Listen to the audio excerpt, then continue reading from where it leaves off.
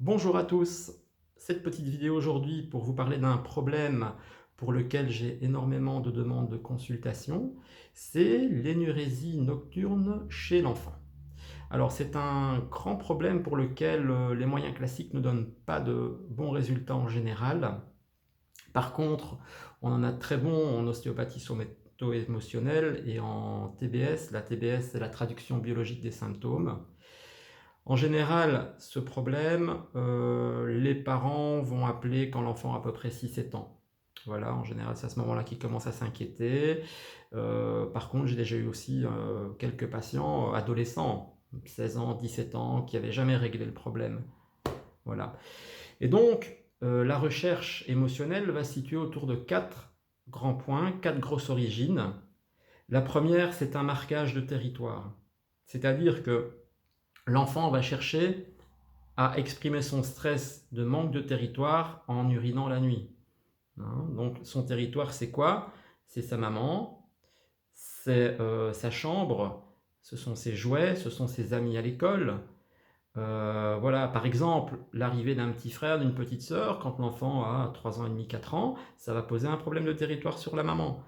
Et comme c'est à ce moment-là que l'enfant doit acquérir sa propreté nocturne au niveau des urines, eh bien, il ne va pas l'acquérir et il va continuer à faire pipi et ça peut durer très très très très longtemps comme ça si le problème n'est pas extériorisé, exprimé. Alors, un deuxième élément, ça peut être en lien avec le fait de mettre les limites. Donc, on va trouver des limites qui sont manquantes parce que papa travaille beaucoup, ou il est absent, ou il n'y a pas de papa, ou les parents sont séparés, on ne voit plus le papa. Ou on peut trouver aussi l'inverse, un papa qui est trop présent, les limites sont trop fortes. Et donc, des limites trop fortes, ça insécurise l'enfant. Si papa râle trop vite, l'enfant ne sera pas en sécurité parce que ce n'est pas protecteur. Ok? Souvent, un petit recadrage, ça marche très très bien. Voilà, à maintes reprises, on a eu de très bons résultats comme ça. Ensuite, la troisième chose, c'est le stress avec les liquides amniotiques. Tous les stress, que ce soit pendant la grossesse, au moment de l'accouchement, voilà, s'il y a eu un stress autour de ça ou si la maman était stressée avec un élément en lien avec le liquide amniotique, eh bien, ça peut donner un souci avec le fait de retenir ses urines plus tard. Voilà. Ça aussi, ça représente un gros pourcentage des origines de l'énurésie. Ensuite, quatrième élément, c'est la mémoire d'incendie. Ben oui, vous me direz, il peut y avoir une mémoire d'incendie ou d'alarme incendie pendant la nuit, quand l'enfant était plus petit ou autre, hein, ou pendant la grossesse.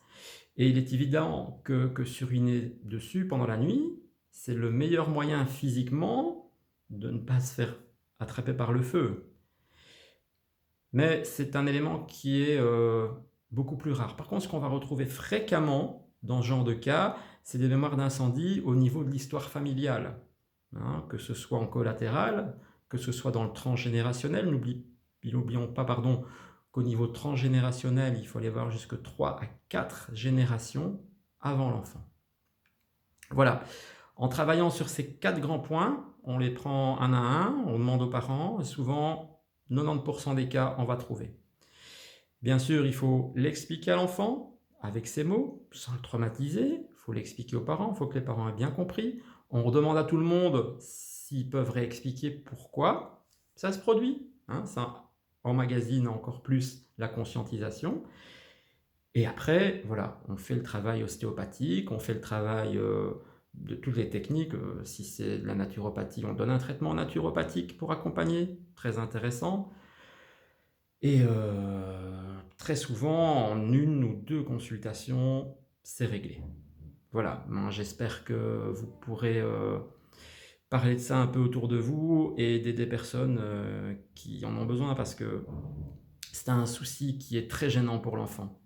Allez, à bientôt.